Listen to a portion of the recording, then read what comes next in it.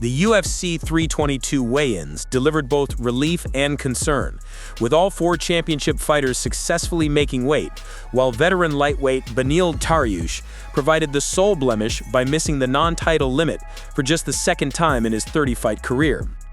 In a dramatic moment for the main event, welterweight champion Della Maddalena initially came in slightly over the championship limit at 170.4 pounds, requiring him to strip naked behind the privacy curtain to officially make weight at 169.8 pounds. The tense scene highlighted the physical toll of the Australian's cut, while his opponent Islam Makhachev appeared remarkably comfortable and rejuvenated at 170 pounds after years of draining cuts to make lightweight. The co-main event between flyweight champion Valentina Shevchenko and former strawweight queen Zheng Weili proceeded without incident, with both fighters making weight comfortably for their champion versus champion showdown. However, the card's sole weight miss came from a concerning source. Beneil Dariush, who had been promoted to the pay-per-view opener after fan backlash over Bo Nickal's initial placement, came in 1.2 pounds over the lightweight non-title limit at 157.2 pounds. This marks only the second weight miss in Dariush's 16-fight UFC career, with his previous infraction occurring in 2020.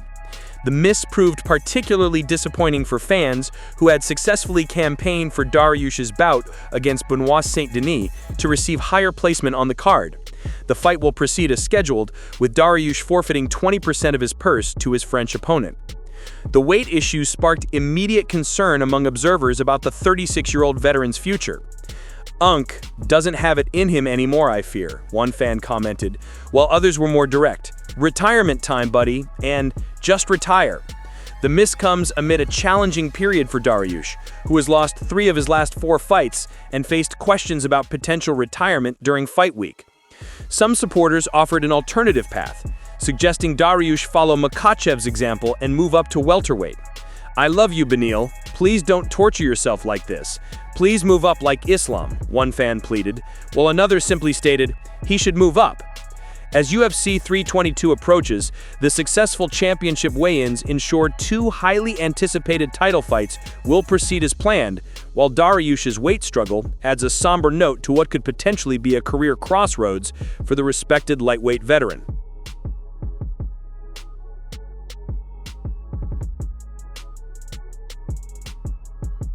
In a revealing moment ahead of her crucial UFC 322 matchup, Tracy Cortez offered high praise for training partner Aline Pereira, the sister of light heavyweight champion Alex Pereira, while endorsing her potential entry into the UFC flyweight division. Speaking at the pre-fight press conference, Cortez spoke candidly about her experience training alongside the accomplished kickboxing convert, describing her as both a quality person and athlete. "She's a great person. She's an amazing athlete," Cortez stated. "I think it's time for her to also be in the UFC.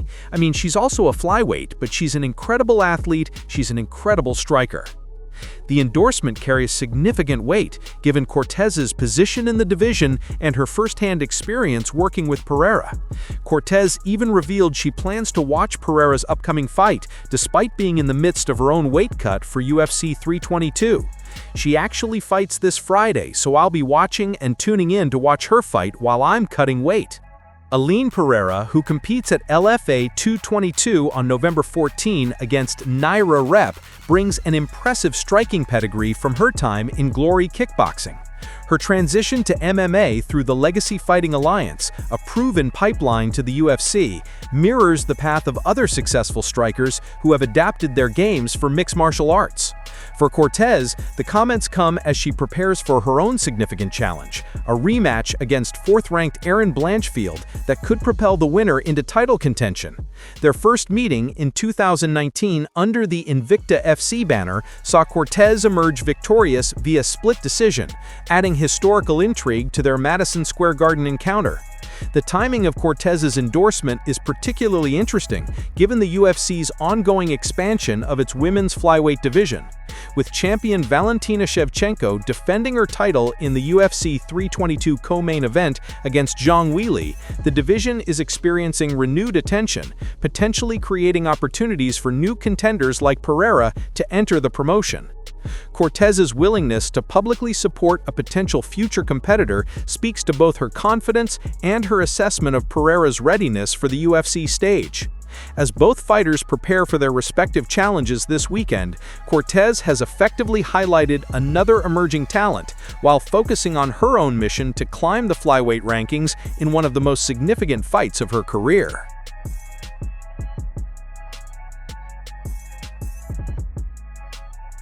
In a dramatic weigh-in scene that highlighted the physical toll of championship weight cuts, welterweight champion Jack Della Maddalena was forced to strip completely naked to successfully make weight for his UFC 322 title defense against Islam Makhachev, while the challenger appeared remarkably comfortable in his new weight class.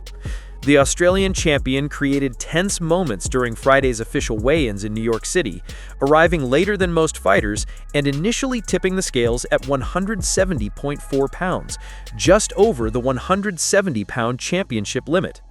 With his title on the line, UFC officials brought out the privacy curtain, behind which Maddalena removed all clothing to weigh in officially at 169.8 pounds, making the main event official but revealing the difficulty of his cut.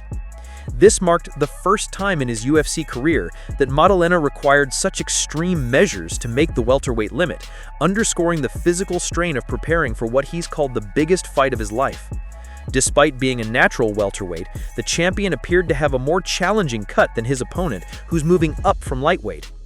In stark contrast, Makhachev looked transformed at 170 pounds. The former lightweight champion, who never missed weight at 155 pounds but often appeared drained during weigh-ins, displayed a noticeably more muscular and comfortable physique.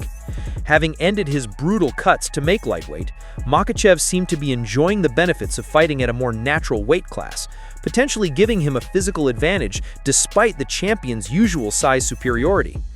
The divergent weigh-in experiences set up fascinating questions for Saturday's main event. Will Maddalena's difficult cut leave him compromised against a challenger who appears rejuvenated at welterweight? Or will the champion's experience at the weight and proven recovery ability allow him to perform at his peak despite the stressful weight cut? Meanwhile, the co-main event between Valentina Shevchenko and Zhang Weili, another champion versus champion matchup featuring a fighter moving up in weight, proceeded without incident, with both competitors making weight comfortably. As UFC 322 approaches, the weigh-in drama adds another layer of intrigue to what already promises to be a pivotal moment for the welterweight division, testing whether Maddalena's championship experience can overcome both a dangerous challenger and a problematic weight cut. In a bold prediction that has intensified anticipation for UFC 322's main event, former middleweight champion Israel Adesanya has thrown his full support behind compatriot Jack Della Maddalena, forecasting that the Australian welterweight champion will successfully defend his title against Islam Makhachev by forcing the legendary grappler into uncomfortable territory and securing a knockout victory. Adesanya, breaking down the highly anticipated championship clash on his YouTube channel, described Della Maddalena as a technical beast whose refined striking will prove too much for the former lightweight king. "Jack, just a technical beast," Adesanya stated. "I say technical beast because he fights like a beast, but he's got such good technique. His boxing is second to none, good kickboxing as well, but his hands are where the money is." The analysis delved deep into the anticipated tactical battle, with Adesanya projecting that Makhachev will initially test the striking waters before realizing he must resort to his grappling pedigree. "He's going to stand with him, but he's going to realize, I need to shoot, because this is where I'm supposed to win, or I'm better at, supposedly. And then he can't keep Jack down, and when he can't keep Jack down, he'll realize, oh shit."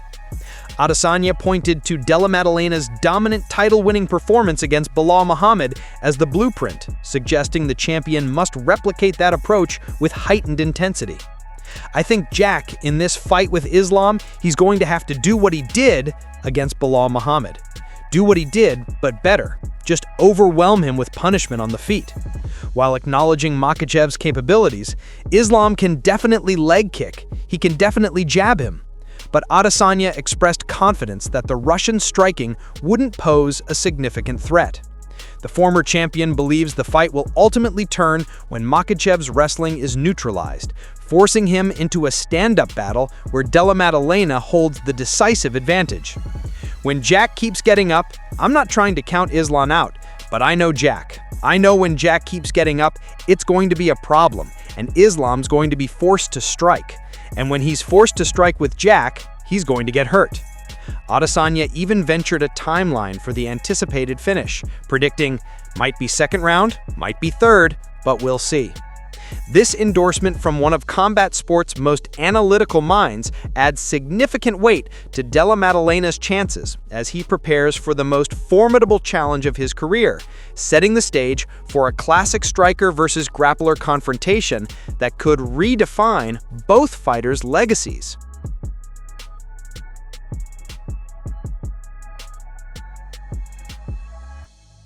The welterweight title picture grew increasingly contentious hours before UFC 322's main event, as undefeated contender Shavkat Rakhmonov fired back at champion Jack Della Maddalena's comments, suggesting the injured fighter had lost his place in the championship queue.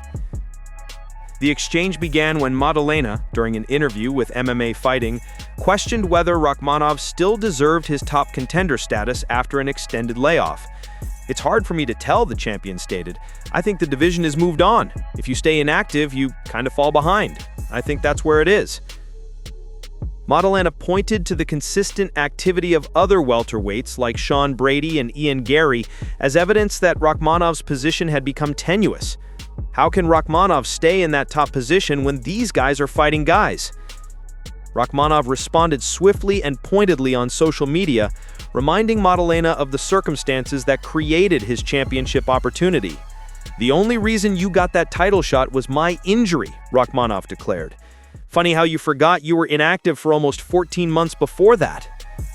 The Kazakh fighter's retort highlights the complex dynamics of championship contention in the UFC. Rakhmonov was originally scheduled to challenge Belal Muhammad for the welterweight title at UFC 315 before an injury forced his withdrawal, creating the opening that Maddalena ultimately filled by defeating Muhammad to claim the championship.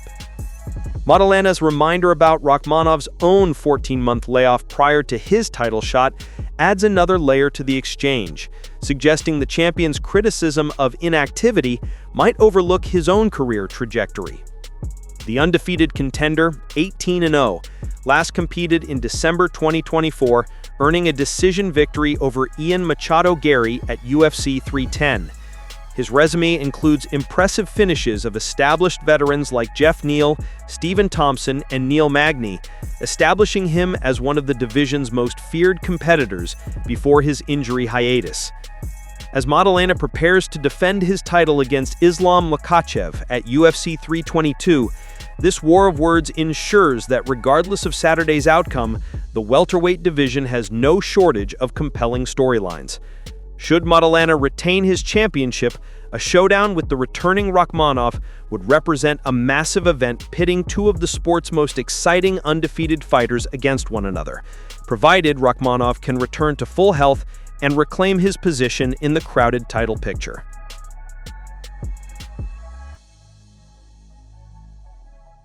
Bare Knuckle Fighting Championship is poised for significant international expansion in 2026, with President David Feldman revealing ambitious plans to establish a foothold in South America through multiple events and a high-stakes lightweight tournament. During an interview with Bloody Elbow ahead of this weekend's BKFC 84 card, Feldman outlined a strategic push into previously untapped markets. "We have two South American guys. Probably it would make sense to do that final in South America, if that happens," Feldman stated, referencing an upcoming tournament structure. "If not, Austin Trout, we may bring that one to South America as well. But we're definitely putting our legs in South America." The expansion will focus initially on 3 key countries, with Feldman specifying Argentina, Peru, and Uruguay will be number 1, 2, and 3 in South America. All 3 of those will happen this year in 2026. This coordinated approach suggests BKFC is pursuing a comprehensive regional strategy rather than one-off events, potentially creating a South American circuit that could develop local talent while introducing established BKFC stars to new audiences. The announcement comes as BKFC prepares for a compelling championship rematch at BKFC 84 between light heavyweight title holder Josh Dyer and former two-division champion Lorenzo Hunt. Their first encounter proved transformative for Dyer, who suffered such a brutal defeat that it prompted him to develop a specialized bare-knuckle fighting style that has since carried him to an unbeaten streak and championship gold. "Well, it honestly just feels like the most important fight of my life," Dyer told MMA News ahead of the rematch. "In bare knuckle, he was my only loss, and he did it in a very brutal way, you know? So I'm just happy to get the opportunity to get back in there and get that." This South American expansion continues BKFC's aggressive global growth strategy following successful entries into markets like the United Kingdom and Thailand.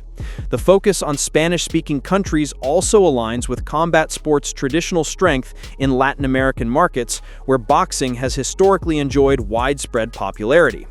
The planned 155-pound tournament Feldman referenced could serve as a centerpiece for this expansion, creating a narrative structure to engage new audiences while establishing regional stars. With former boxing world champion Austin Trout potentially featured in South American events, BKFC appears to be leveraging recognizable names to build credibility in new territories. As bare-knuckle fighting continues to carve out its niche in the combat sports landscape, this strategic push into South America represents both a business opportunity and a cultural test, determining whether the raw, visceral appeal of gloveless combat can translate across languages and borders to establish BKFC as a truly global promotion.